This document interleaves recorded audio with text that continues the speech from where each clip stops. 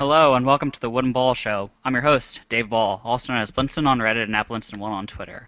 And like always, I'm joined by my partner in crime here, Blake Wood. He is known as @ChadMyKirk on Twitter and BTownBomb on Reddit.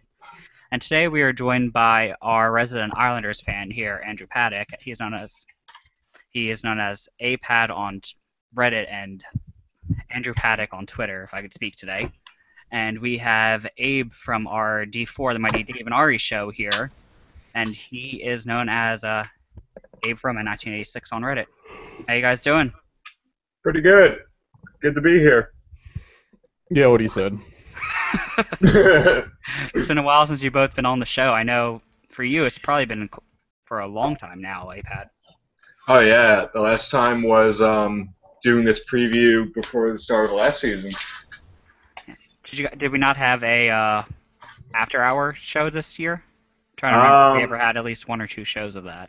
There was one. There were like three early in the season, and then hiatus. Yeah, everyone kind of got busy. Yeah. And Abe, for you, it's been since our D4 show went off the air for a while. Yep. Huh? That is correct, sir. And of course, me and Blake have been here all summer long. Yeah, you guys been busy. Oh yeah. Yeah. We're still only like halfway through our list too. Yes. Yeah. So yeah, we have a good show for today. We have our Islanders and Wild interview, obviously, with the two fans we have here. But we have a few quick hit section that we want to cover first. The first thing I'm going to cover is we have a retirement in the NHL this year. Right now, we actually have two. Now that I remember, the first one is Simone Gagne calls it quits, and this is actually a really sad thing for me personally. He is my favorite player ever. But I'm very happy that he was kind of able to go out I guess, the way he did, winning a cup in 2012 with the Kings, finally. So, very happy he was able to do that. You guys have any thoughts on it? I think there's probably a lot of Flyers fans that are a little sad at his retiring. I know he's a big fan favorite when he played in Philly. Yeah. I mean, he was been here since the 90s, actually, since he was drafted in 97, and I think he made the team in 98 or 99. Yeah, he's for those that don't remember, he's also a first-round pick. Yeah, he was picked 22nd overall, if I remember correctly. I have his Wikipedia page pulled up now, and to go over his career there, he was drafted first round, 22nd overall in the 1998 draft by Philadelphia. Played for the Flyers, Tampa Bay, Boston, and Los Angeles, with whom he won a cup in 2012, did you say? 2012, yeah. 822 games played, minus the 4 years in the juniors here. No, that's NHL totals there. 822 is the NHL total. Yes. Okay. 291 career goals plus juniors. His last junior season before being drafted, or before playing for Philadelphia, the 98-99 season with the Quebec Remparts of the QMJHL, 50-goal season in 61 games. That certainly had an impact on his draft resume. Yeah.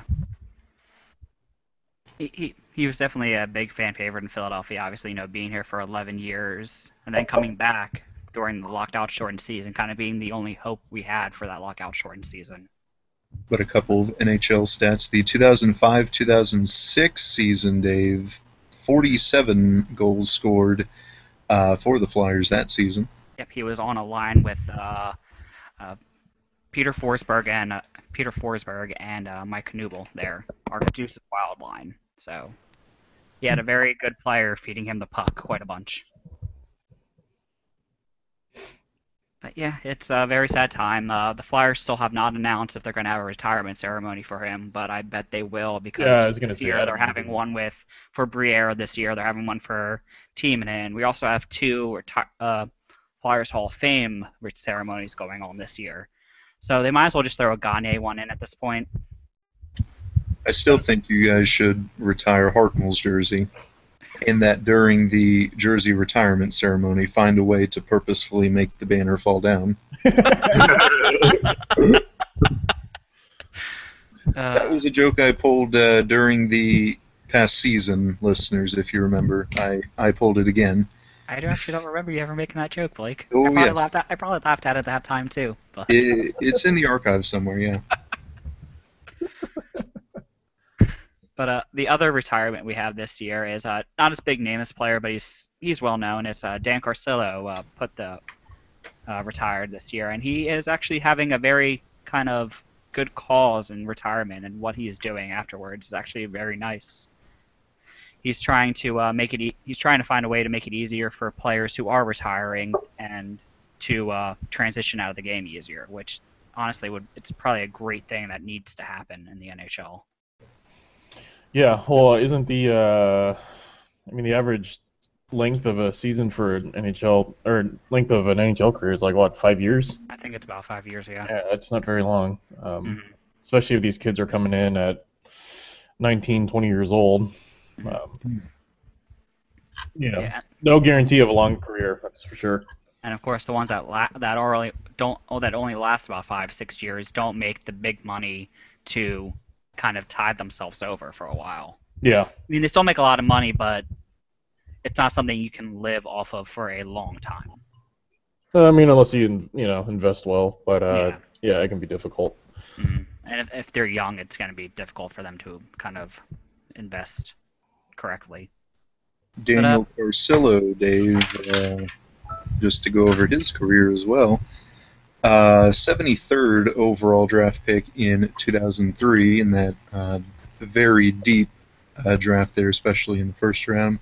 Mm-hmm. Drafted by the Pittsburgh Penguins, played for 4 other NHL teams, Phoenix, Los Angeles, Chicago, the New York Rangers, and also the Philadelphia Flyers. Yep. Another one of our 2010 members retiring this year. Was a member of 2 Stanley Cup teams, I believe, the Blackhawks in the 2012-13 season, followed soon after that by the Los Angeles Kings. Mm-hmm. I guess he technically didn't win it this year, did he? Didn't they say they were going to try to petition to have his name added? Yeah, he had 39 games this year, but did not play anything in the playoffs. Yeah, I think they mentioned something about trying to get his name on the cup, but I haven't heard anything since. I'm not sure, but only 44 career goals, this again including juniors, but 1,179 career penalty minutes. What he was able to do, he did well. So his highest total was the 2007-08 season with Phoenix, 324. In 57 games. Mm-hmm. That's also his highest NHL goal. That year he scored the most NHL goals in a season for him. It is. Also his most points, that goes along with it, looks like. Before playing his first NHL season, he was drafted by Pittsburgh, but his first... he never played for Pittsburgh. Mm-hmm.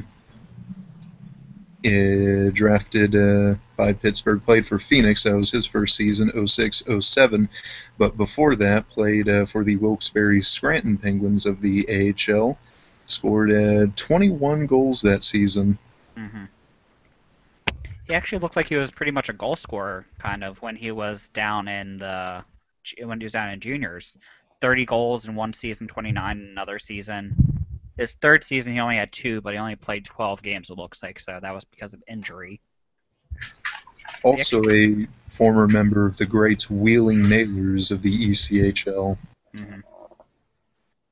Yeah, it's sad that he's retiring, but I'm happy he's able to kind of do something with his life afterwards and helping others in hockey to kind of transition out of it. Mm-hmm. We have 2 signings that we're going to cover during the quick six section. We have other signings that we'll cover later on during our Islanders section, but Right now, we have the Blackhawks signed two players, Michael Roosevelt and Marcus Kruger. They've both re-signed. I don't have the terms up in front of me. Roosevelt is a 1-year deal. I think I want to say it's either 600,000 or 800,000 for the year. Which would be 600, but 200 with, but an additional 200 with bonuses. Yeah. Okay. The Roosevelt signing I really don't get. Wasn't really that great for them in the season. So I don't know.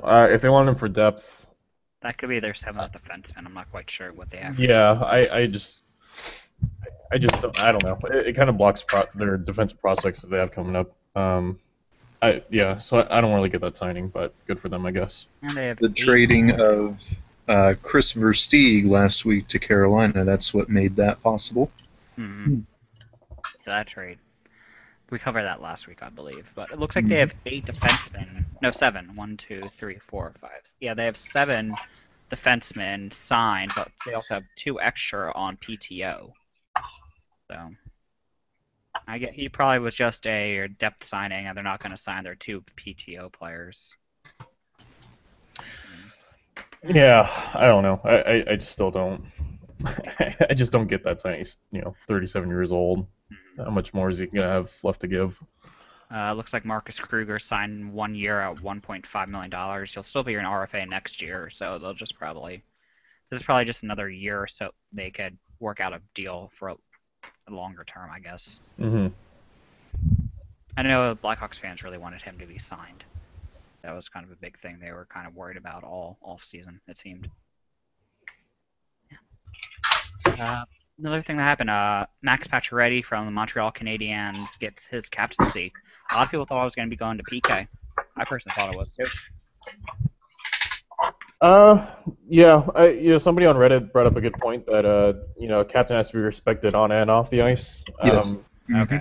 And I do kind of agree with that. And PK is pretty well hated. I think it's safe to say a lot of people don't really like him on the ice. Especially because he's been fined twice the past season for diving. So, yeah. Andrew's dog agrees with you, Dave. There we go. I think someone's at the door. Okay. Checking it. Yeah, I can understand why if they picked Pacioretty if that was the reasoning. Though I don't know if captains always have to be respected because we had Chris Pronger as our captain. Everyone kind of hates him off the ice unless he's on your team. Dustin Brown as a captain. Dustin Brown's a captain. Yeah, that's true. Who else is a hated captain? Bryce Salvador was pretty hated. Starting to pull some slight goonish stuff. I think Backus is kind of up there. I think if you're more of a central team, though. Yes. I can't really think of who's all captains. Like, I'm blanking on the captains now. I don't know. I guess it kind of depends a little. Yeah. People are kind of iffy about Jamie Benn. Yeah. He's a goal scorer, though. Mm-hmm. Yeah. Though they could be iffy on him because of what he said this offseason. I don't think they're going to be iffy on him just because of that. Yeah. I personally have no problem with him, so. Yeah. And the last but not least, speaking of PK Subban, he is now donating $10 million over 7 years to a hospital.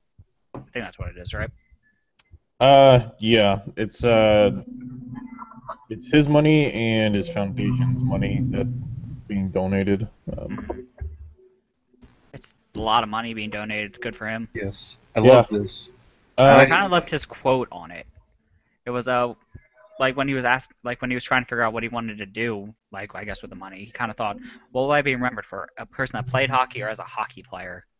And then he decided to be as a person that played hockey, and then did this. I think that's how the quote went or something. I butchered the quote massively, but it was a really nice quote.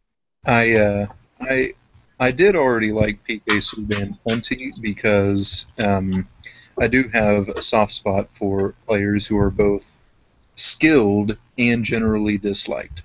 Brad Marchand, Bryce Harper, Cam Newton, PK Subban. I'm all for him. Mm. I will say about Subban is that his off ice just Off ice, he's amazing. yeah, off ice his off ice sense of community is just fantastic. He does a lot of stuff for kids. Real good guy off the ice. On the ice, yeah, not.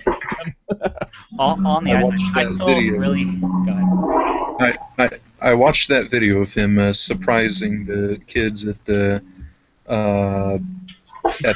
camp during Christmas time. I must have watched that a million times. I saw a residual hatred of the guy from 2010, but off the ice, I have to say he is a very great guy, it seems. Yeah, I'd say that's the case for most NHL players, too. Yeah. Or just professional athletes in general. A few of them excluded. Yeah. I think that's everything we have for the quick hit section, unless you guys have anything else you wanted to bring up. Ken Hitchcock ditched the hockey hoodie. Yeah, hockey for the edge. So there's that. Ken Hitchcock wears hoodies? I can't see him in a hoodie. He wore that hoodie that just said hockey all the time last season. How did we not know this? And then one of the one of the Blues media people reported that he was asked a lot if he even knew what team he coached, so he decided to ditch the hockey hoodie and got one that said Blues. I can't see him wearing a hoodie still. Oh, I found the picture of it. It's, yeah, I'm gonna put it up in the chat on the side. Yeah, and I'll send it out.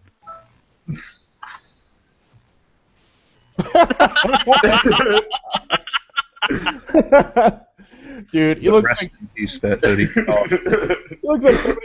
He looks like some kid's grandpa on his way to his Pee-wee game.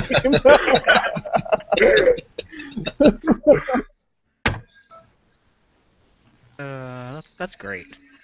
Oh, with PK Subban's donation, there was actually a cute story up on the CBC News today.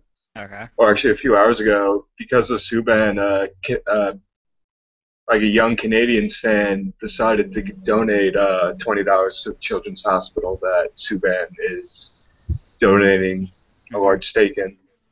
It's a nice little story. Yeah, it's nice. Yeah. But unless there's anything else for anybody? No? Nope, All right. that's it. Then I guess we'll start our interview process. First up is the New York Islanders interview. Are you ready for this, Avad? Oh, I'm ready. All right. So the first thing we kind of want, we ask our interviewees to do is kind of go over this past season and kind of give a rundown of everything that kind of happened with the team overall and how you kind of feel about it. So this past season, going into the season, I didn't really know how to feel about the team because the year before, like we started off okay, and then the bomb dropped off, and down the stretch we did not look good. So at the beginning, like before the first game, I was like, maybe we could be a good team, maybe not. And of course, this is after also the summer where we had like a lot of great trades, a lot of good moves. So it was still a little iffy. And I'm sorry, that dog is just... The landscapers are outside, and she's like, I have to do my job to protect this house. He's not that good at protecting this house.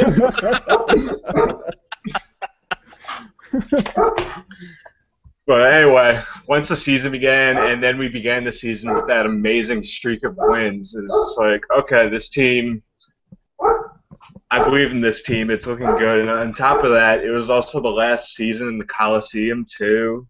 And everything just looked right. In November, I went to a game against the Devils where in goal, Halak put on a great display in the second and third periods. It was the first sellout game that I went to since the 2002 season. So it was a really long time. It was a great win. The thing that I found amazing was that Tavares was basically like seconds away from the Ross Trophy. Then Ben came in and took it away from him in the final day.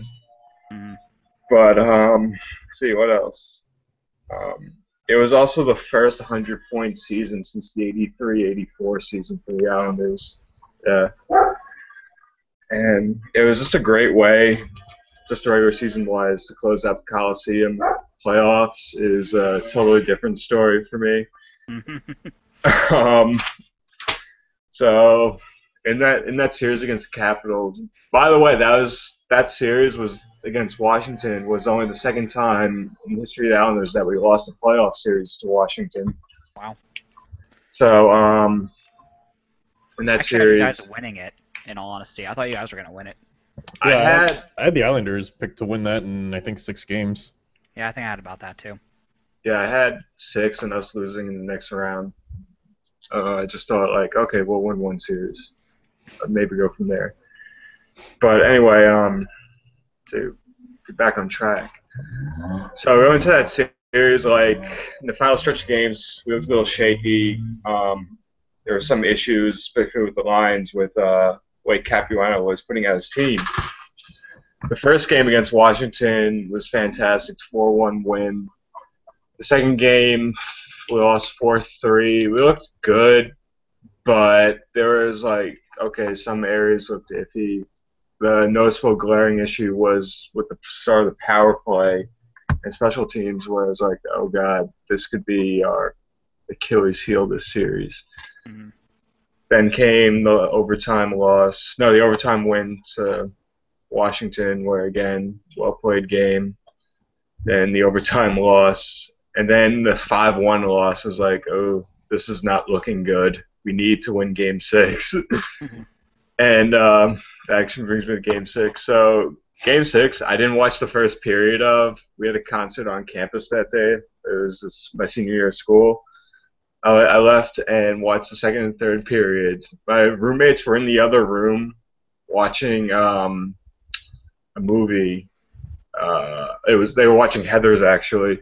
So I was in the other room watching the Islander game, and with each successive goal the Islanders got, I was getting louder and louder and louder. Then came the Tavares goal, and I jumped off the couch in midair, did a fist pump, but didn't like get a bearing on that I have to land on the ground or what gravity was.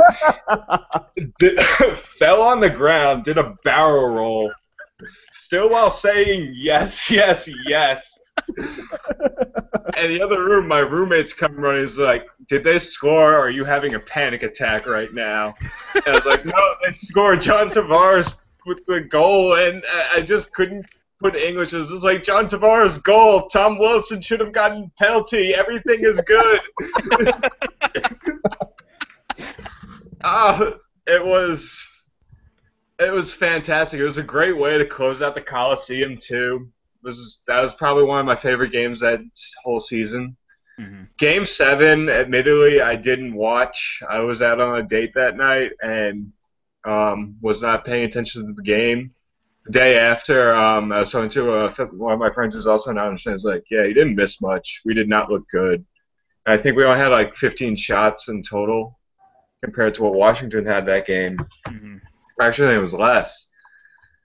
But overall, I mean, it would have been great to finally get over that hump and win a playoff series, but last season was progress, and it brings much more hope going into this season where I feel like we could we have a reasonable shot to be a force in the Eastern Conference. I'm not saying Stanley Cup or that. I'm just saying like, okay, we're going to make there's a possibility of a run.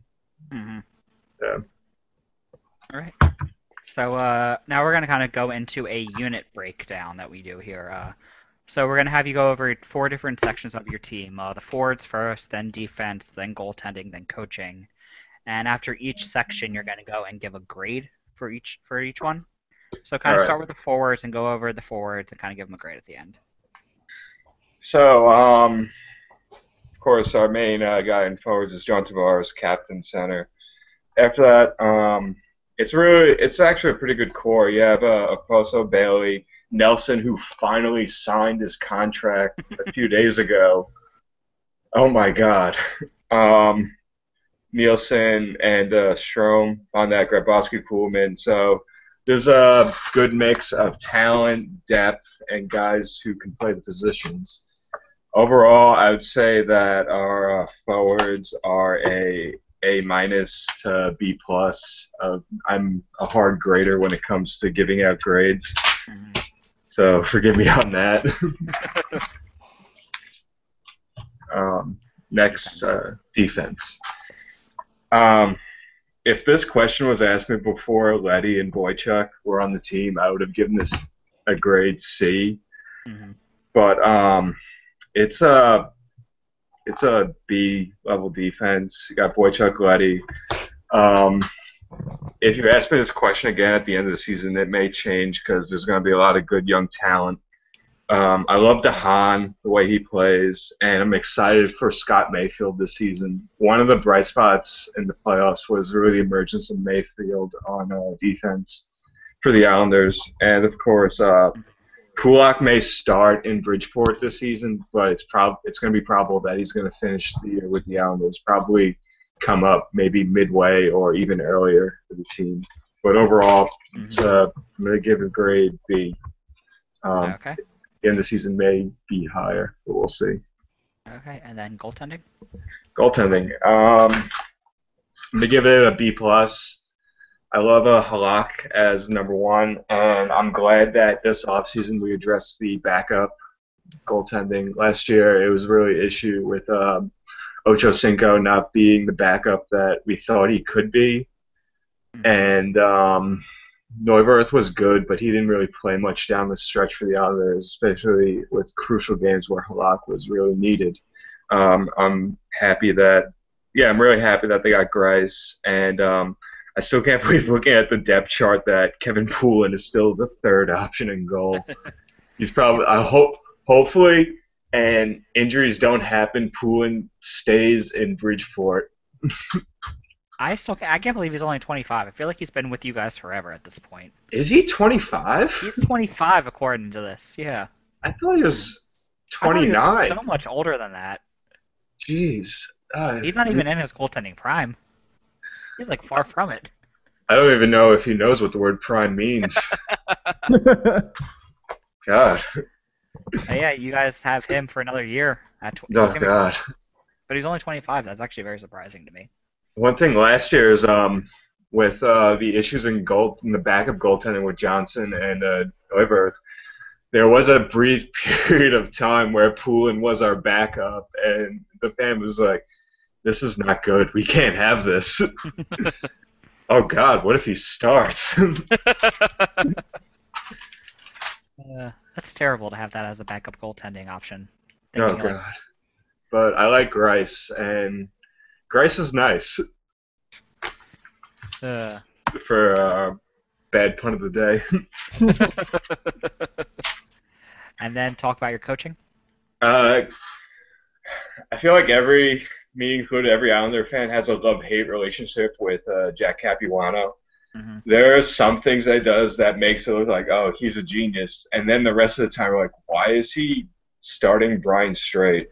Why is he jumbling the lines? Especially the Brian Straight thing infuriates me. It's like, he's A, not good. B, we have better guys on defense to be starting that position. And especially when he's considered basically the sixth best option for the Islanders on defense, why is he starting that? But other than that,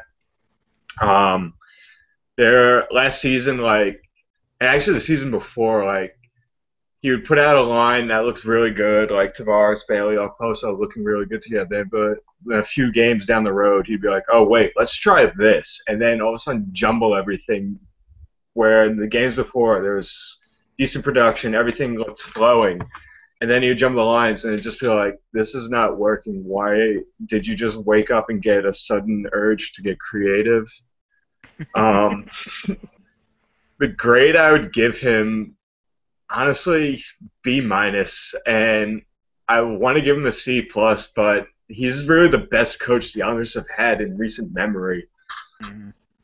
So B-. If if this team does great things this season, which hopefully we do, and don't regress like we did 2 seasons ago, coming off the season where we made the playoffs, I'm gonna push that up to a B, maybe B plus. All right. So heading into this off-season portion of our interview here, what do you think about how your team drafted this year? Well, admittedly, I didn't really follow. It was like a week after the draft happened that I had to look at everything, break everything down because I was on vacation. It's always like I'm on vacation the week the draft happens, and I'm in an area where there's no cell phone service and the Wi-Fi is just only good enough to like do basic internet searches. Hmm. That on the way back, okay, this is what happened. So after I got back from vacation, I like our draft this year. I like the trade that sending Reinhardt because looking at last season, Reinhardt's production. I mean, yeah, it was his first season with the Islanders. It didn't look that good. He didn't look like he was steadily improving, and especially with Pulak and Mayfield coming up in depth charts, that Reinhardt was going to fall off. I love the draft. I love the selection of Matt Barzal, another solid offensive player. That with the addition of Dal Cole and the draft the year before, it looks really awesome. And see, who else did we draft this year? Should bring that up. Anthony Bellevillier. That's it. I can't pronounce last names. See. I will put it in the sidebar for you. There you go. Oh, there it is. Thank you. I should have actually had this page open to begin with. Draft picks. Anthony Bouvier. Oh, and I like that pick too. I actually I need to look at him more. Drafts is always part that I always gloss over. Like, okay, I know this guy, but don't really know. But the last thing I'll talk about, Andong Song. Like, I don't know if he will or ever play an NHL game. That'll be left to be seen down the road. But it's really awesome that we drafted what was basically the first Chinese player in NHL history from China. It might be the second. There was one before for the that played in the 1940s. He's Canadian, but this guy was the first actual from China. Yeah, that's what I mean. The first China-born. Okay. Yeah. That's actually I actually didn't know that you guys drafted him. There was the whole thing behind it, but that's actually really cool. It was in the later rounds. It was after basically all the important stuff happened that we could take like a niche pick. Yeah. After basically from the fourth round on, it's really just we'll take a chance on this guy.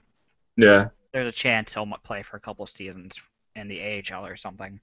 Yeah. Garth Snow was listening to some ABBA when he made that pick. Take a chance on me. So during training camp this week, something I kind of wanted to bring up. One of your draft picks, Ho-Sung, he was sent back to the juniors without ever playing and without ever going through your training camp. What are your It was thoughts on the first day too. Yeah. He just showed up and was sent back. What are your thoughts on this? The worst part about it is it looked like from what happened is that he slept late too. It wasn't like, oh, I'm stuck in traffic or I was on the Van Wyck and the Van Wyck is terrible. It was just, I slept in late and I guess I'll just show up. Maybe they'll let me in. But the thing is the rules are basically black and white, clear cut. If you show up late, I'm sorry, but you're going to have to take a step back. And hopefully it's because I know in the draft, like, people are saying, oh, Ho-Sang's undraftable and all this other stuff, but hopefully, like, this is a wake-up call. Like, you're a very talented player. You can do great things for this team.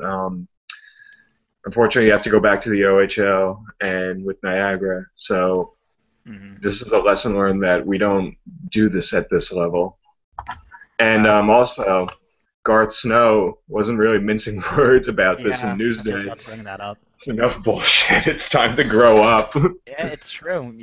He has to grow up and be there on time. Yeah. I mean, speaking as a person that's never anywhere on time, it's probably something I should start doing. But I feel like this type of situation, you would probably show up early. At least I know I probably would at least show up early for this type of situation.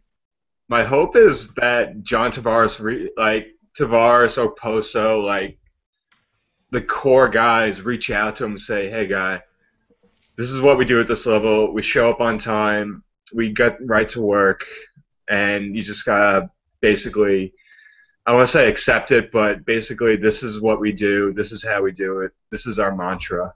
Mm. And as someone who's actually always punctual and to the point of showing up like 20 minutes before I should be somewhere, like, come on, Josh, be punctual. At least on your first day. On your first day, Yeah, you should always be punctual at least. yeah. Yeah. So earlier you brought up a few of the trades you did, and one of the first trades you did was Griffin Reinhart for 2 draft picks. hmm Kind of go through your big thoughts on this. So I know it was a first round and a second round you got from Edmonton for that. I I like this trade. I thought like my initial immediate reaction was, "What? How could we trade him?" I thought he was going to be a good part of our defense, but then like processing it mentally was like looking back at the season, Reinhardt fell off. He dipped down the depth charts, especially with Mayfield and Pulak, as I said earlier, Hmm. showing promise and rising up. But I liked it. I liked the fact that we got a draft pick, which led to the drafting of Barzal in the first round, round where the Islanders didn't even have a pick to begin with entering into the draft.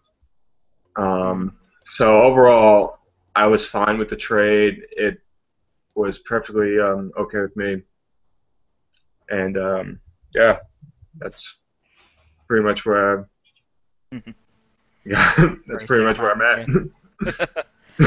Another trade you guys did 3 days ago was The Grabner trade. Michael Grabner to the Leafs for Taylor Beck, Carter, I'm not even going to try that last name, Matt Finn, Tom Nilsson, and then Christopher Gibson. Kind of, what are your thoughts on this? Because that's a lot of players for one person. um, One of my thoughts I had, and actually, I was out driving, and my phone kept buzzing with updates about this trade, the NHL app, and I feel like because I follow Arthur Staple, the main Islanders, the beat writer for the Islanders, um, on Twitter, and so those tweets were coming in. And I'm driving. I'm like in the country portion of Long Island too, where it's just telephone poles and farm. So I get home, and I look at it, it's like my thoughts on it is pretty much that Grabner. First off, I love Michael Grabner. I like this time with the Islanders.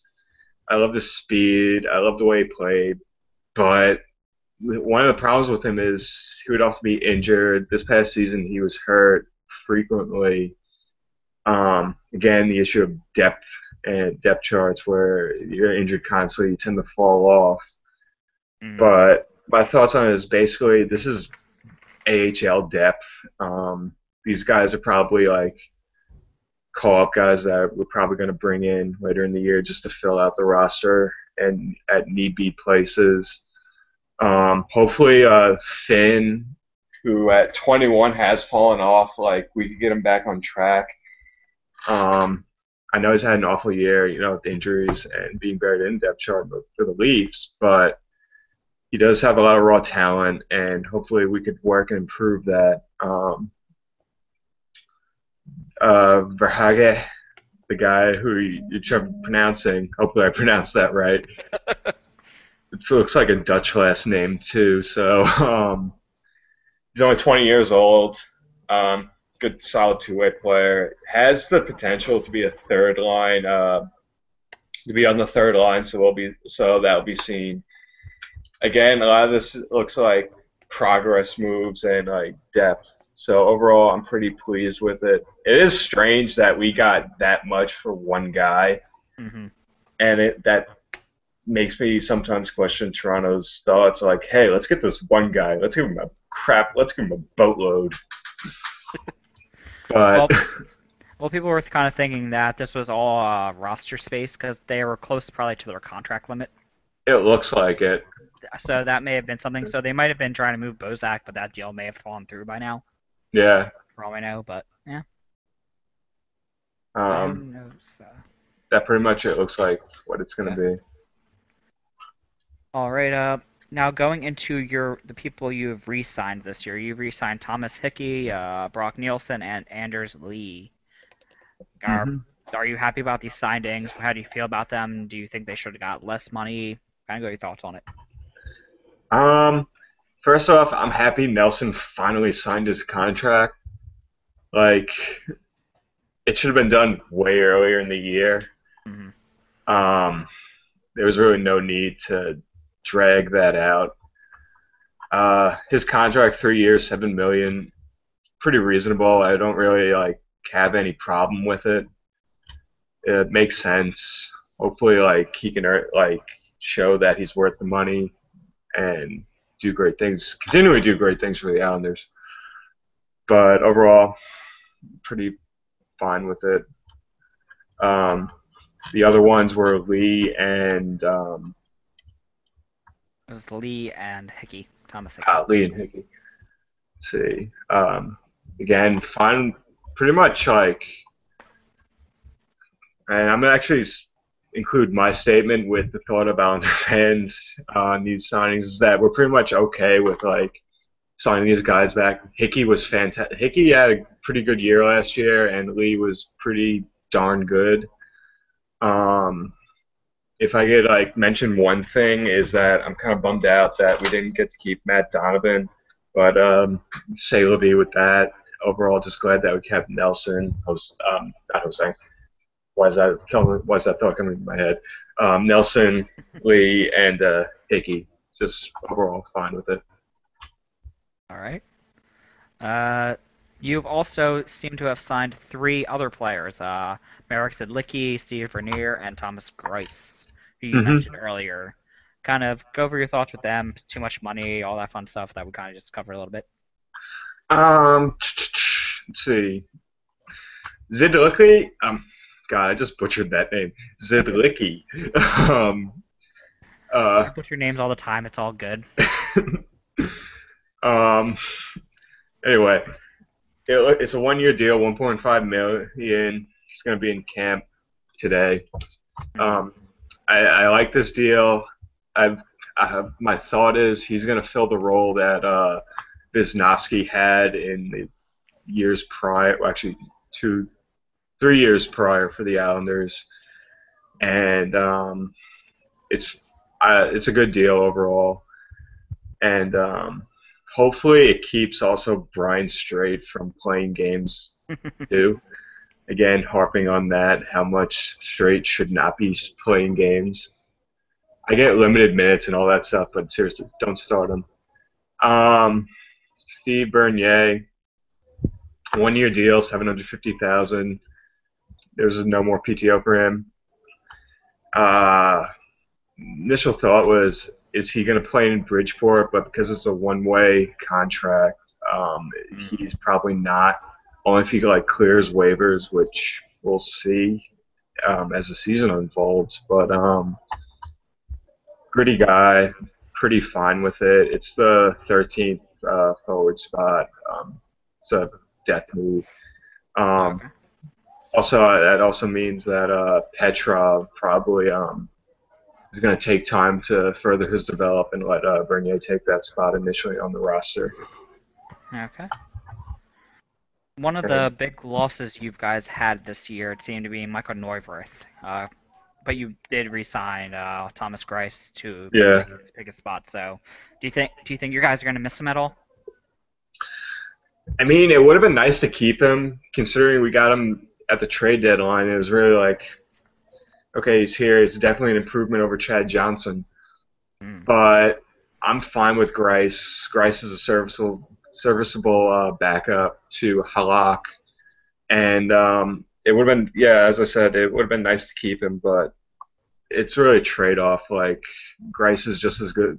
I wouldn't say just as good as Newbirth, but serviceable in being a backup for the Isles this season. So it's really like it's a loss, but it was manageable. Okay. There's been talks about that your coach is kind of on the hot seat this year. Do you think he is? Oh God, I don't think so. We just had a 100-point season. I mean, Hmm. yeah, the year before he fell off, but so far, I mean, he's done some questionable things, but so far, no, he's not on the hot seat. I have a feeling this is the New York media, especially now that we're in Brooklyn, so we're gonna get the Post covering the Islanders more, and the Hmm. Post is like to stoke the flames. That Uh, this is just media talk, like saying, "Hey, if he doesn't follow up, he's gonna be out." But knowing the Islanders, they don't really like fire coaches unless it's a need be. Looking at like Ted Nolan and his relationship with management, hmm. but Capuano Snow seem to be on level terms, even keel, and no, it's he's not going to be on. He's not on the hot seat. That's crazy talk. Okay. Is there any free agents you still want your team to sign? Um, no, nothing really. Like it seems like we're pretty like okay, Hmm. I mean, we are and in training camp now, so it's kind of yeah, past that point. But like everything Snow has done this season has pretty much been solid. Um, again, like talking about the media, there was actually a New York Post article, I think July, where they were like like basically like getting out the pitchforks, going after Snow, saying like he hasn't done anything this off season. How could he like improve this team? And like reading the article and like looking at the person who wrote it, I forget who wrote it, but it was just like, do you even know anything remotely about like what how Snow hockey has done in works. the year or hockey, the Islanders in general, that like we don't need to make these like big moves. Like I think there was a quote, a sentence in there was basically like, "Oh, the Islanders should have gone after Kessel," and I was just like, "Okay, you get off the NHL 15, and it's that is It's it's really difficult doesn't to fit." trade for them. Yeah. Oh God. Is there anything you want your team to do at all this off season? Um, I mean, the off season's pretty much coming Yeah. to a close. Is there anything left that you want your team to do in the last week or two before?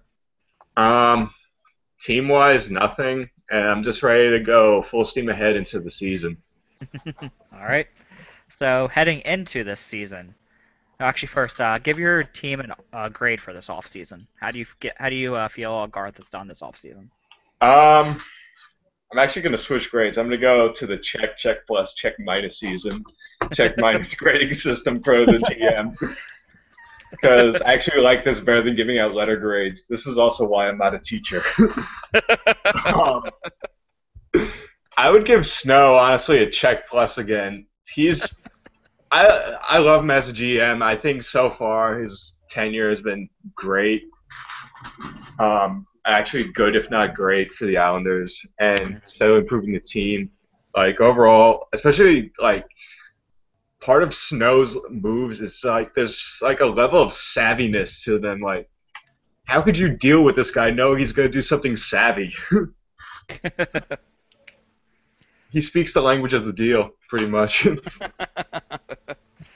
All right. So heading into this season coming up, what do you expect from this team? Well, first off, if I may begin, it's really exciting that this is the first season in a new home. Um, I'm really happy that, and I know I'm going to draw a lot of flack for saying this, that the team is staying on Long Island. I know a lot of people think Brooklyn is separate from Long Island, but um, Brooklyn is the westernmost portion of Long Island. Okay. So I'm really happy. The layout of the arena looks really nice. Everything it's going to be fantastic.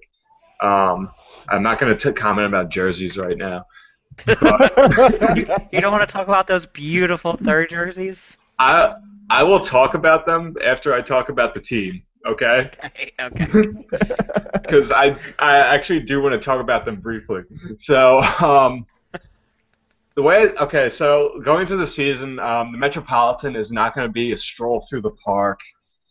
It's going to be a fight. Oh Columbus yeah. looks good. The Rangers look good. Washington looks good. I know I'm leaving out a team right now. Uh-huh. Um, Pittsburgh. Pittsburgh's looking good. Um, Carolina looks improved, but it's probably still going to be a fun trip down there. Um, it's not going to be an easy fight. I do think we're going to make the playoffs. Where we finish in the season is going to be left to be seen. I hate making predictions to begin with in a tough division. Um, hopefully we get enough. We improve off what we did last season going forward, getting possibly another 100-point season or coming close to that. And if we do show again that level of play, hopefully that means Tavares will again, and hopefully this time get the silverware that instead of being the bridesmaid. All right. So you kind of alluded to that you think your team is a playoff team, but how long Yes. do you think the team is going to be until you're a cup contending team? Um, so I think we're pretty close to it. Like the way I see it, I just first want to end the playoff series win drought. The last time we won a series was 92-93. I was barely a year old when that happened. My first, Jesus, Sadie. Um, so first is getting over that series hump, Mhm. and then going from there. But I do think we're pretty close. Like it may not be. It's probably not going to be this year. Okay. The playoffs are going to probably happen. But in the next few years, we may find ourselves in an Eastern Conference final series or maybe even Stanley Cup final. All right. Hopefully. And do you see yourself as buyers or sellers at this trade deadline? Buyers. We'll be Buyers. buying. What do you think you would be looking for? I guess you won't really know until the season starts, but Ask me that question when we're at the trade deadline, because right now I totally don't know. okay. And you said you wanted to talk about your third jerseys, so go ahead. Okay, so this is my problem with the third jerseys, and also like a few days ago, Newsday had an article about the third jerseys, and the title was "Islanders Pay Homage to the Nets," and that title irks me. It's like, hey, Nets, thank you for letting us use our home. By the way, we don't want to change our jerseys, but we know we have to just to appease you. By the way, thanks for letting us crash here. Um, that's what my takeaway from that article was. But on the other side, like it just makes no sense. The marketing of it. Brooklyn's traditional colors aren't black and white. Like the borough of Brooklyn and Kings County, which is the county name for Brooklyn, their official colors are blue and gold. And it would have been really cool to see a blue and gold third jersey just to pay homage to Brooklyn. But our colors are orange, blue, and white. We have no business having a black third jersey. And also, New York City's official colors are orange, blue, and white, so it makes sense to continue using those colors, even though they're also the colors of Nassau County.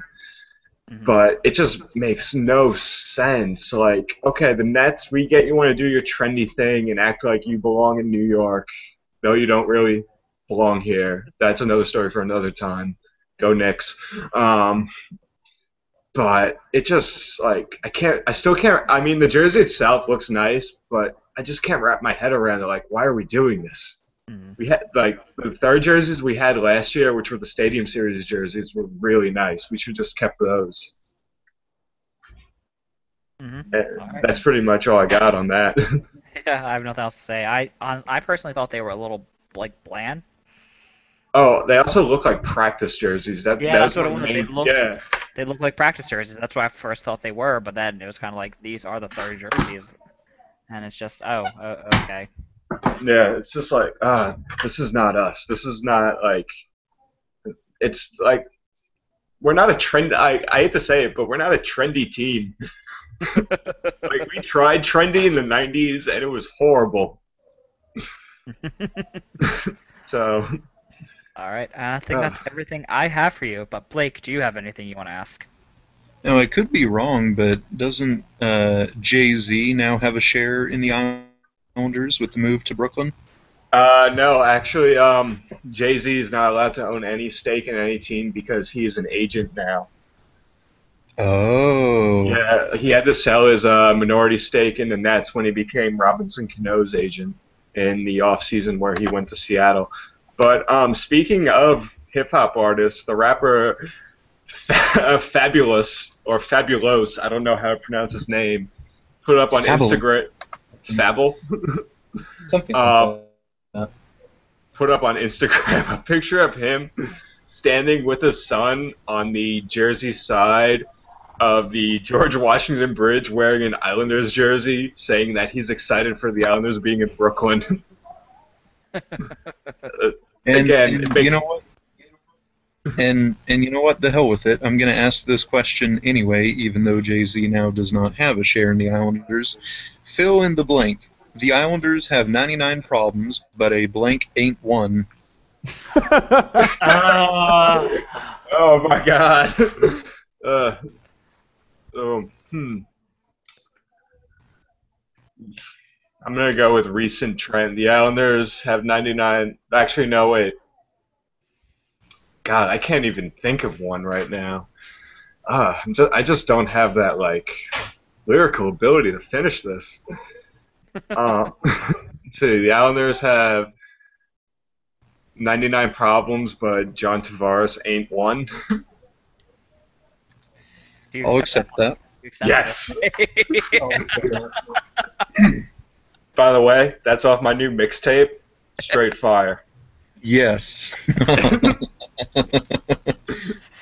Uh, all right. So, okay, I think that's everything we have for you, Andrew. Unless Blake, do you actually have another question? Nope.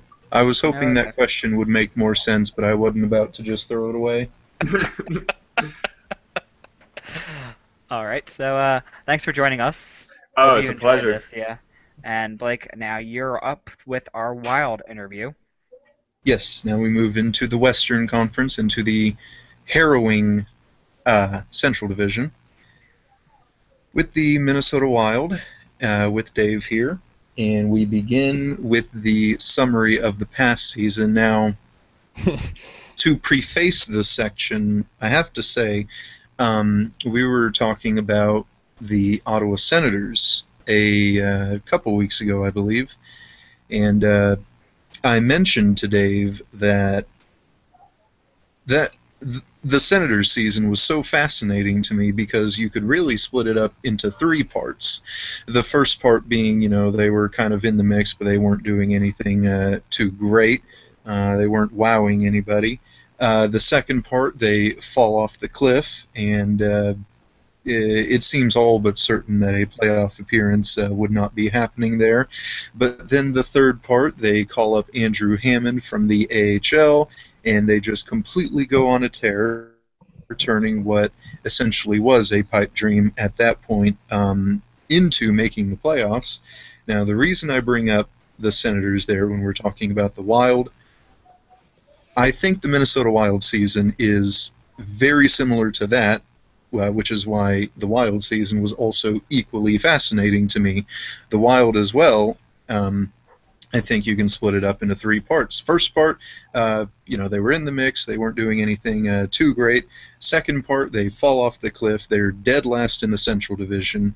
But part three, they trade for goaltender Devin Dubnyk. They get him from the Arizona Coyotes, and all of a sudden, what turns into a pipe dream turns into the playoffs, turns into a second-round appearance as well. Yeah, going into the season, into the off season, I was actually super confident in the team, and actually had them predicting. I predicted them to win the Central because, Harding. Granted, he did have some. Allegedly, he said that he had his medication and everything under control. With multiple, his multiple sclerosis. But even before that, last season, I thought he looked awesome. He did have a couple months where he was out just because of complication with his medication. But man, when he was in net, he was dynamite. So going into the season, I was super confident about the team, and then he kicked the wall. Kicked the wall. He got suspended because he was injured in a non-team activity. And then after that, pretty much, I guess that's where the season, if you want to really pinpoint it, that's kind of where the Wild really got unraveled. Once he kicked that wall, then we're left with Darcy Kemper, who had, at the time, less than 50 starts under his belt. And then you also had Nick Backstrom, who is 36 or 37 years old, just an aging goaltender. So starting out, I think we rolled with Kemper in net. He actually looked okay, and then November and December hit, and we just couldn't win games. I don't know what it was. I mean, Kemper looked terrible in net. So did Backstrom. The team just had no confidence in the goaltending, and that was pretty evident.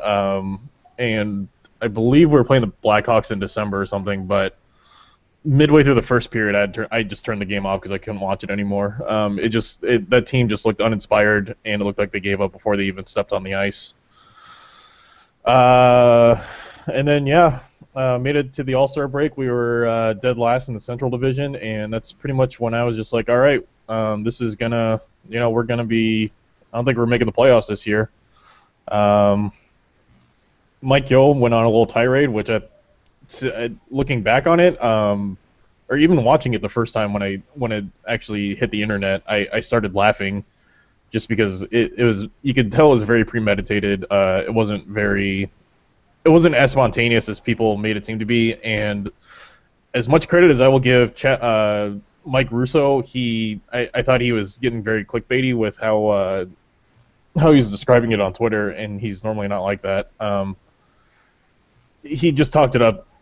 He talked it up into it being more than what it actually was, I thought. Because I saw the video and I was just like, well, he's mad. What are you going to do? Then, we traded for Devin Dubnyk, and season turned around. Went on a pretty big tear. I think he started 39 games in a row. Got into the first round. Beat the Blues in 6 games, and then faced the Blackhawks, and we got swept. I think at that point we were just out of gas, just because we were trying, for the last half of the season, we were just trying to make up for all the lost ground from November and December. Just trying to get into a playoff spot. So I think having Dubnyk start 39 games in a row, a lot of them back-to-backs as well. And then just the playoffs, the Blues aren't a soft team. They're very tough.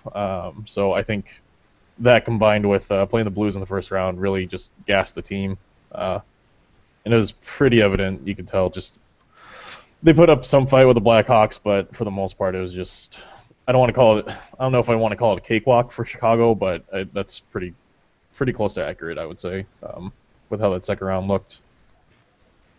Now, I do have a couple follow-up questions from that before we head into the unit breakdown. Now, of course, Devin Dubnyk and all eyes were on Devin Dubnyk during the post-All-Star break portion of the season, the second half of the season. Now, from the inside, from your perspective, talk about exactly what was revitalized about the team, and talk about just go over all the different parts that led Minnesota to the playoffs. It was just it was a fresh face in net. And I think a lot of it is just confidence in your netminder. Granted, we did play Buffalo when we got Dubnik, and I think we beat them 7-1 or something. So I think that helped get some of the team's confidence back as well. But just knowing that you're going to have a guy that's solid in net, I think really made a big difference just for the team in general with their mentality. Dubnik, before he came to Minnesota, he had a 916 save percentage, which compared to Backstrom and Kemper, I think both of those guys had they had to have had sub 900 save percentages. It was brutal. So I think having just a new face in net, and Fletcher making that trade, saying, "Look, we have to fix this," I think really helped with the mentality of the team to get in the winning mindset again. And now Dubnik again. In that second round against Chicago, especially, as you mentioned, the team just seemed to have run out of gas, making a furious push to the playoffs, playing a very rough and tumble series against St. Louis in the first round. Just seemed to have gassed the entire team there. But talk about Dubnik, especially in the playoffs. Would you say in the second round it was more of a case of Dubnik was also gassed, or perhaps the rest of the team, the defense and the forwards, were gassed, and perhaps just leaving him out to dry? Mainly, just talk about Dubnik's performance in the second round. I think it was a mix of him being gassed and him kind of regressing towards the mean. He's not. I really doubt he's gonna perform the way he did when he came to us, and I don't think he's gonna have 938 or 937 save percentage, whatever he had. The thing with him is that we just need him to be average in net, and then our defense will take care of the rest. We're usually one of the better Corsi teams in the league, and I think last year I think we finished 10th in the regular season. So yeah, I think with Dubnik in the second round, it was just I think he was just getting tired. I think the team in front of him was getting tired too, and then Dubnik as well. I think he was just starting to regress back to average. So I think he was coming down a little. I wouldn't say the goals that he let in were soft by any means, but I wouldn't say they were. I wouldn't say that they weren't stoppable either. Just a combination of exhaustion and Dubnik just regressing from how he was playing. And we'll definitely get more into Dubnik once we go over the goaltending unit. But we'll begin the unit breakdown now. We'll begin with the forward group. Looking at the stats from last season, looking at the goals, the number of goals from last season, 8 players recorded double digits. 7 of those were forwards. Zach Parise led the way with 33. Nino Niederreiter, more of a breakout season for him, 24. Yep. One of the biggest offseason acquisitions, Thomas Vanek, 21. Jason Zucker also with 21. And then rounding out the list, Mikko Koivu, 14. Marco Scandella, Charlie Coyle with 11. Scandella was the defenseman. So the offense, it was dynamic, certainly. Just from looking at the stats here, looking at the goals and the points scored from the offensive unit. Yeah, I think I think if this team truly wants to be elite, they have to. There's some players on the team that have to step up. A lot of people were complaining about Vanek. I thought he actually had a pretty decent season, and I think that. He's obviously known for scoring goals, but just his skills as a passer, I think, are severely underrated. Koivu, who is our captain, I think, for the money we're paying him, he needs to score more than 14. Granted, he's a two-way center, but I think he probably had statistically one of his worst years in recent memories. Charlie Coyle as well is another kid that I think has a lot of potential. We have him signed until 2020, I believe, and on a really good deal. But at the same time, I think he's going to have to kind of step up a little. Otherwise, he might be some trade bait. We'll see with that. Niederreiter, I was actually super happy with, and I think as a preliminary, for a preliminary line, he's going to be on the line with Koivu and Vanek, I believe, starting on the second line. So that'll be really fun to see him. 24 goals. I think he has potential to put up 30. We'll see. Jason Zucker is another name too that I'm really excited to watch this year. I think he's poised to have a pretty big year this year as well. Overall, with the forwards though, Pominville came off just a garbage year. I think his shooting percentage was ridiculously low. And Mikael Granlund as well. We actually signed him to a bridge deal, and it's kind of one of those deals that says, "Hey, look, you got 2 years to prove that you should be making the big bucks, and if you can perform like how you're supposed to, then we're going to keep you long term, and we're going to make sure you get paid. But you have to prove that because he hasn't really done that for the past 2 seasons, which is a little disappointing for a top 5 pick. But we'll see." And you mentioned Mikko Koivu, and you mentioned what you said was perhaps his statistically worst season in the NHL. Now, of course, Mikko Koivu being the Wild captain, I know it's especially happening in St. Louis with Backus, and it seems to me that more often than not, perhaps, most of the time in the NHL, when a captain does not perform well, people would begin to question his leadership. Mm-hmm. Now, I find this to be an interesting topic, interesting that, quite frankly, Mikko Koivu is the captain. I'm not trying to bash him in any way, but of course, Zach Parise is also a member of the Minnesota Wild, alternate captain there, I believe. Mm-hmm. Would you perhaps expect at some point in time, maybe next season, maybe the season after, would you perhaps expect to see talks, discussion about who the next captain would be? I mean, there already is. A lot of the guys on the radio will talk about it a lot. Russo won't, just because he has a man crush on Koivu.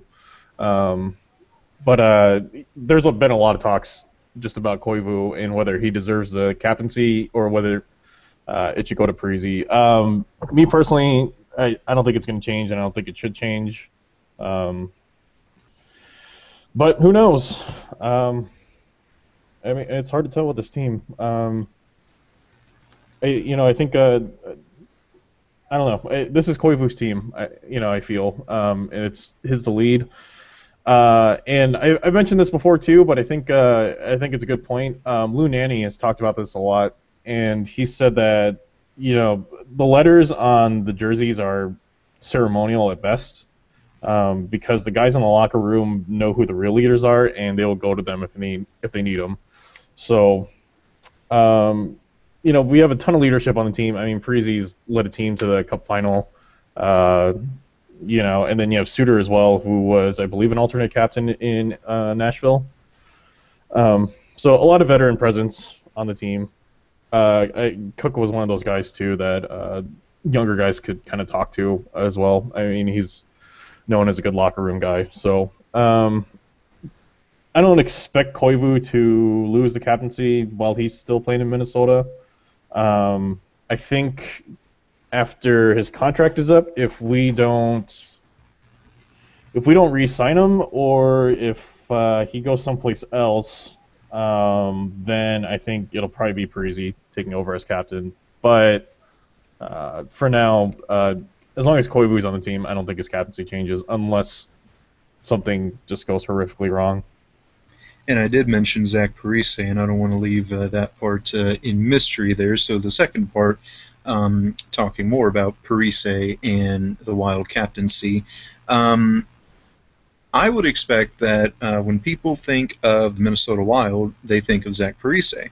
Yeah. Um, his father, the great J.P. Parise, member of the old Minnesota North Stars, one of the more well-known players on that team in their franchise history. Zach Parise being a Minnesota native of Minneapolis. And again, he has that notoriety, he has that fame, doing some good things with the U.S. Olympic team as well. Mm-hmm. So just kind of go over perhaps the positives and the negatives of if Zach Parise would be the next captain. I mean, positives. He's, like I said, he led a team to a Cup final. They lost in 6 to the Kings, but I don't think the Kings team was so good. I don't think anyone was really going to stop them. But I mean, the positives is, Minnesota loves circle jerking over Minnesota players. So having a Minnesota native be a captain would be huge, especially in this state.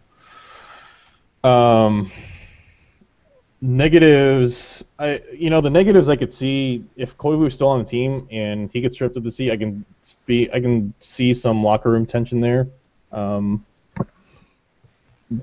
like I said, I don't think it's going to happen while Koivu is still on the team. But I could be wrong. Alrighty, and with that, your overall grade for the forward unit from last season? Last season, I give him like a B plus, A minus. That's mostly based on the fact of the second half of the season, and I think that's when we actually saw them playing how we can expect them to play. If you asked me to grade them on the first half of the season, it would be like a C minus because they were just terrible. But yeah, overall, I'd say B plus, give or take. All right, and now we move to the blue line and we discuss the Wild defensive unit. Looking at the statistics from last season, Ryan Suter leading the defensive unit in points, recording 38 there, and then four forwards in between him and Jared Spurgeon, who recorded 25 points, and then that's where you'll begin to see more of the defensive unit there. Of course, another big acquisition for the Wild as well, another Minnesota native, Jordan Leopold, traded from the or acquired from the Columbus Blue Jackets, who was acquired from the St. Louis Blues beforehand there. Just kind of talk about Suter, especially go over Leopold and the impact he had on the team, and just the whole Wild defensive unit. Well, Suter did not have a good season this year.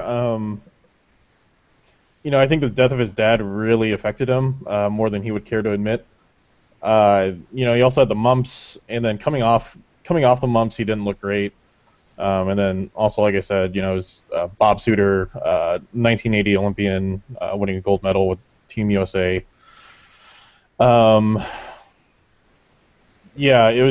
was a hard season for Suter. I think he averaged 29 minutes, which is I believe the second year in a row where he's led the NHL in ice time. So I think that mixed in with just the death of his dad really just kind of took a toll on him. So I didn't really have a great season. There's some instances he just didn't look himself on the ice. Hopefully this year, I think this year we're going to see Suter as we kind of expect him to. Let's see, and then Jordan Leopold is, I believe, retiring, but I like the move at the time. because that allowed him to play with Matt Dumba and really allowed Dumba to come into his own, just having that veteran presence with him as a pairing and to help him out in the locker room as well. I thought that was really cool. And so I think going into the season, I think Matt Dumba is going to have a really good year this year for a second-year player. And then overall, I mean, we have Jonas Brodin, solid as ever. Still improving on his own. He's still a young kid. He's only 22. Marco Scandella, who's 25. You have Jared Spurgeon as well, who's a great offensive threat on the blue line. However, I think I think by the trade deadline, I wouldn't be shocked if he's moved because he's going to be due for a big paycheck next year. He's making 2.6, or his cap hit's 2.6. Next year, it's going to be well more than that. But he deserves it. Keith Ballard was injured against the Islanders after a bad hit and suffered a concussion. Never saw him again, and I think he's going to be retiring as well, or he already announced his retirement. I can't remember. And then we have Christian Folin, who had a pretty good rookie season. I don't have too high of expectations with him this coming season.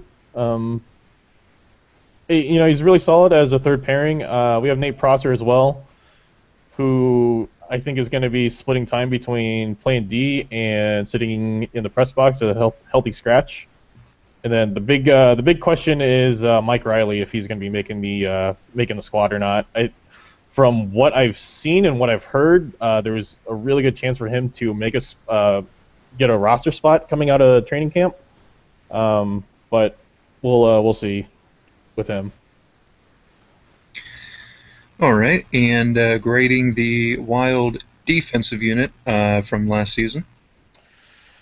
Again, it's hard to grade them just because that first half of the season was just terrible. I'd have to give just overall with how they can play. I'd probably give them an A- or an A. Our defensive depth is probably at the best it's been. And so going into this year, I think we're going to see a really good year this year for all the blue liners. Suter's going to be played a little less, which I think should help him down the stretch. So defense is definitely our strong suit with this team. All right, and now to the more intriguing unit of the Wild. I think it could be the case for most NHL teams, but the Wild especially, between the pipes and the goaltending unit. Now, at the start, Josh Harding, Nicholas Backstrom, Darcy Kemper, those are the three goaltenders there on the roster. Started to become a more dysfunctional group, I guess you could say. Yep. And then Devin Dubnyk coming to the Wild, being traded from Arizona. Again, as we mentioned at the start, turning the team around now is when we can discuss more about Dubnyk, but especially first the first three guys. Well, Harding is expected to retire, which is not surprising. It's a little sad just because his multiple sclerosis is getting the best of him, which is not really great to hear. So, I mean, he's an unrestricted free agent this year. The Wild weren't going to sign him. I knew that, and then there's really no other team in the NHL that would sign him either. So his playing days are done, I think. Backstrom is a little more interesting. We have him. I still didn't like this deal when it was done, but Fletcher did it anyway. They signed him, and this is his last year. He's 37, and I think he's probably going to be a healthy scratch. We're unfortunately rolling with 3 goalies this year, just because we can't send Kemper down through waivers, otherwise he would get claimed. So starting out, Dubnyk's obviously the number 1. My guess would be Kemper's going to be number 2, and then Backstrom's going to be the guy in the press box. But we'll see. I I don't think there's going to be any question of Dubnyk being number one. As far as number two, it's just going to be Backstrom and Kemper again, just going at it to try to get that number two spot to back up Dubnyk. All right, and grading the goaltending unit from the past season. I'd give him like a B. From what we've seen from Backstrom and Kemper, it's just not good. Kemper's a young kid, and the original plan was, before Harding kicked the wall, was for Kemper to stay in Iowa and work on his stuff there, and then just have Harding and Backstrom. But then obviously the wall kick happened, and then Kemper was, forced to stay up here. Very obvious that while he does have flashes of brilliance, he's not quite ready for the NHL level yet. So, yeah, I give it a B. I mean, take Dubnyk away, and then we're pretty much back in November, December form as we were last season, and it's not good. It's pretty ugly. And lastly, to conclude the past season and the unit breakdown, we move behind the bench and discuss head coach Mike Yeo and the Wild coaching staff. Yo is, I believe, on the second to last or the last year of his deal. And I wouldn't call him on the hot seat, but if we have another collapse in November and December, I can't see Craig Leopold, the Wild owner, being too happy about that. He's Mike Russo interviewed him and asked him just a couple things about the season, and he fully intends on this team to come out swinging at the start of the season. So we'll see. I know it's the first game of the season, but I think the home opener against the Blues is going to be really telling of what this team's going to be like. Because I know the Blues are in talks of winning the Central this year, or getting second in the Central, because they're going to be a tough team. Let's see. Andrew Burnett is still running the power play, and it's still atrocious. We are constantly one of the worst power play teams in the league. I kind of wish that Andrew Burnett would get some different looks on the power play, but apparently some of the veterans have a little more sway than the coaches do, so we'll see if the top power play unit even changes this year. Darby Hendrickson, you don't really hear much of him.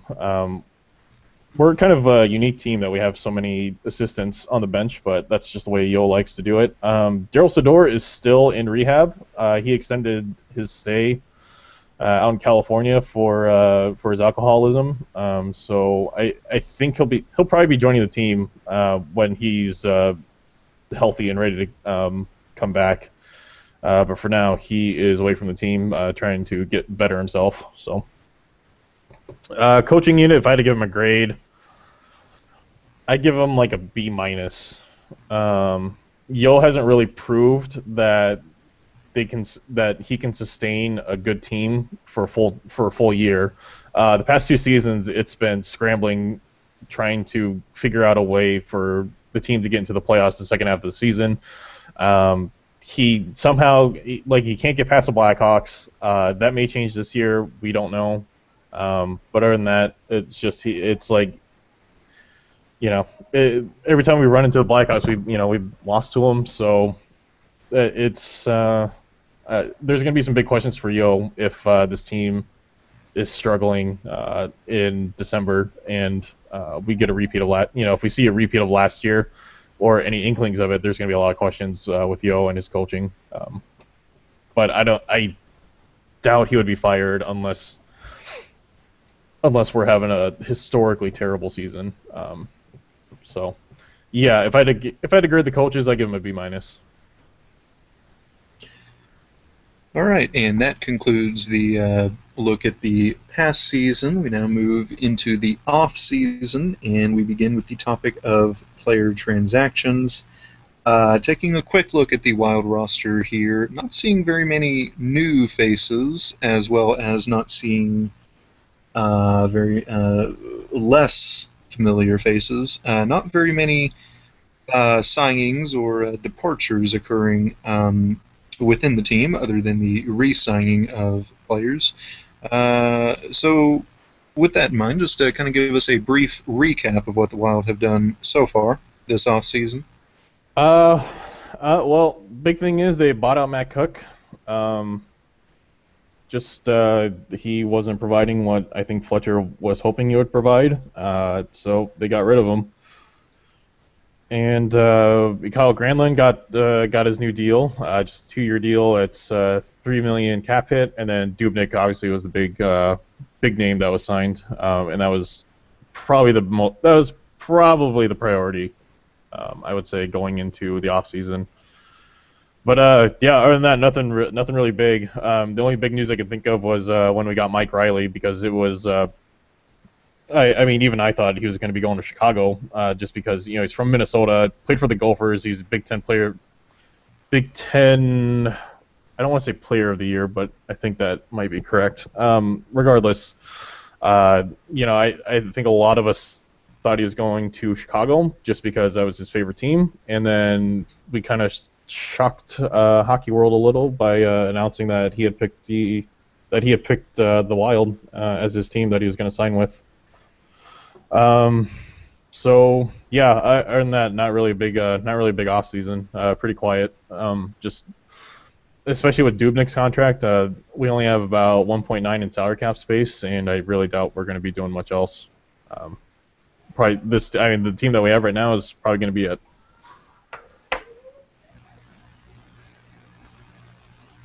All right, and now we move into the second part of the off season, the other big moment that occurred in the off season. While I pull it up here and continue talking to fill in airtime here, the NHL entry draft occurring in Florida this past season.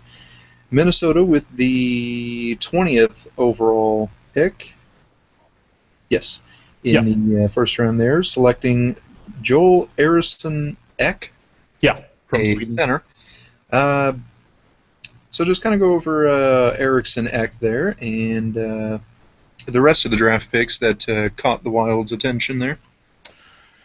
Well, Eriksson-Ek should be if he pans out, that kid's going to be a stud. I mean, he's had a couple seasons. I think the biggest statistic that pops out for me is 40 points in 33 games in 2013, 2014 when he's playing for the under 18 team. It's so hard to tell with these kids, especially when they're 18, just what they're going to do, how they're going to pan out. But if this kid turns out to be the real deal, that'll be. He's going to have plenty of opportunities to do things for this club, I think. As far as the draft choices go, I didn't think they drafted too bad. They got they got a goalie in the 4th round, got a couple left wingers, and then the rest of the draft picks in the 6th round, and they had 2 picks in the 7th. Were just they got defensemen. And then in true Minnesota fashion, they got Jack Sadek from Lakeville North. They won the high school state championship this year. So it is kind of cool to see,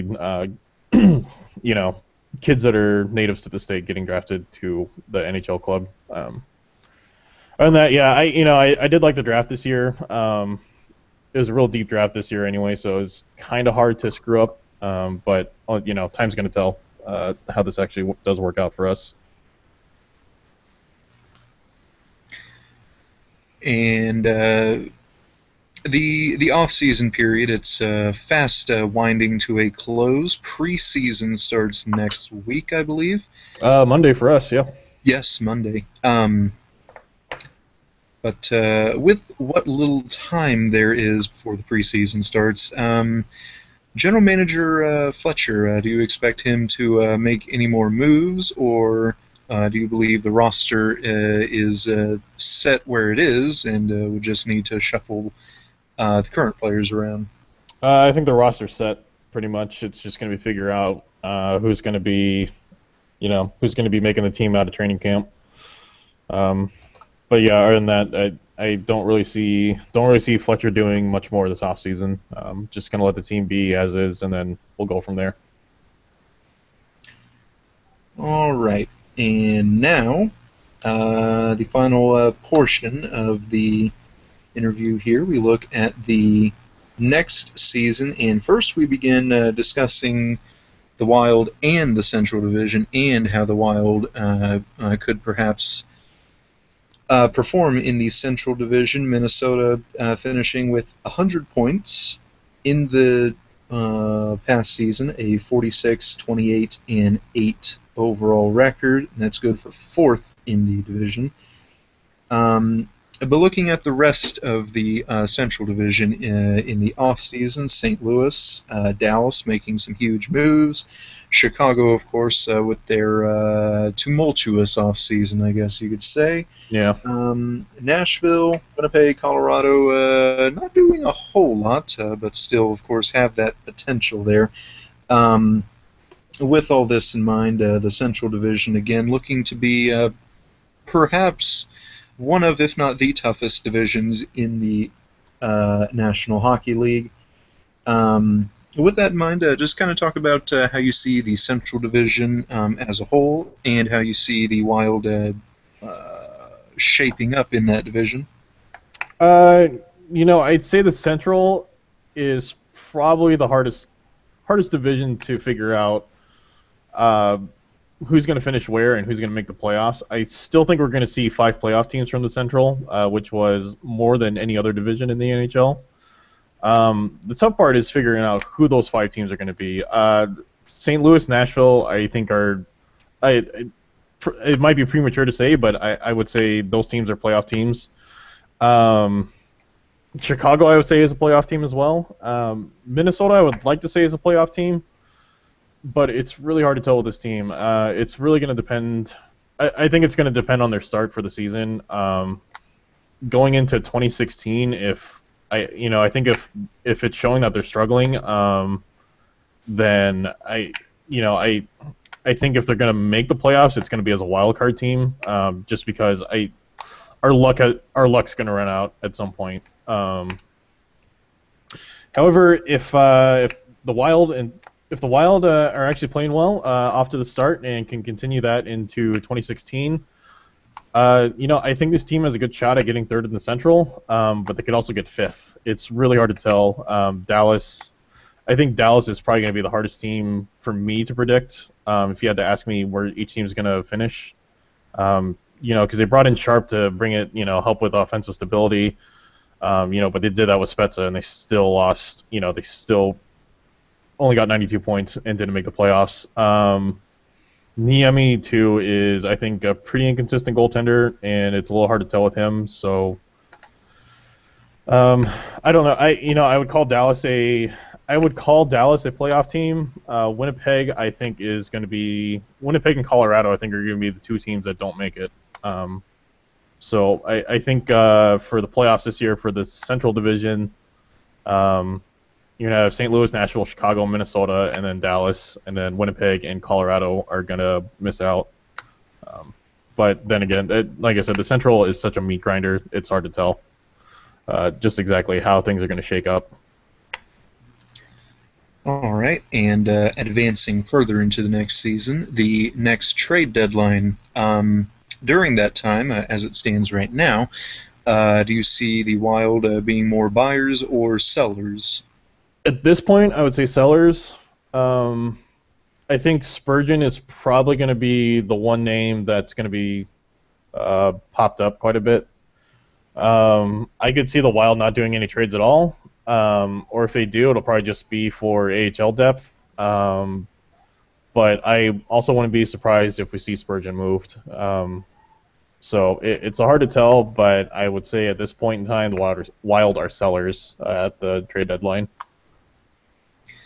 And the final question, barring any follow-up questions based on your answer here. Here's where I'm going to put you on the spot here.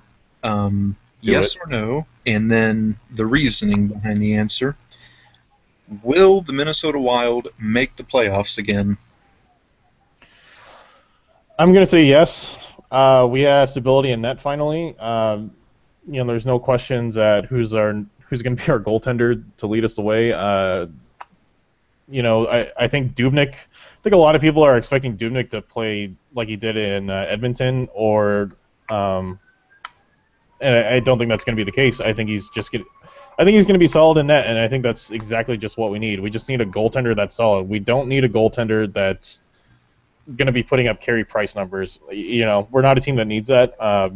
We're a hard team to play. We're one of the best shot suppression teams as well. So I think as long as Dubnyk is solid in that, I think we're going to make the playoffs. So that's my answer. Yes, we will make the playoffs this year. All right, and unless Dave or Andrew, unless they have anything more, that would conclude the Minnesota Wild overview. I do not have anything. Me either. Sweet. Alrighty. And with that, we will now enter the closing segment. It's 3:40 p.m. Central Time, so average for an episode here. Dave, the tease ahead for next week and the two teams we will be overviewing. Next week we will hopefully have the Penguins and the Capitals. Ooh, that'll be a good one. Ooh. Crosby v. Ovechkin. One of the bigger rivalries that the NHL tried to push, at least. Alrighty. And look out for those two teams for next week. And we'd like to thank Andrew for joining us this afternoon discussing the New York Islanders. You can find him on Reddit at APAD, and you can find him on Twitter. His handle there is at Andrew Paddock. And we'd like to thank Dave for joining us for discussing the Minnesota Wild this afternoon. You can find him on Reddit. His username there is AbeFroman1986. For the Wooden Ball Show, I am Blake. You can find me on Twitter. My handle there is at ChatMyKirk. And you can find me on Reddit. My handle there is BTownBomb. You can find Dave on Reddit. His username there is Blinson, and you can find him on Reddit at Blinson1. For our HockeyCast, you can find us on Twitter. Our handle there is at OurHockeyCast. You can find our subreddit. Our address there is r/OurHockeyCast. You can log on to OurHockeyCast.com for archives of previous shows and episodes of the Wooden Ball Show. And you can find our YouTube channel. Do that same thing there. Our address there is OurHockeyCast. For Dave Ball, I am Blake Wood. This has been the Wooden Ball Show. We are signing off. Have a good night, everybody.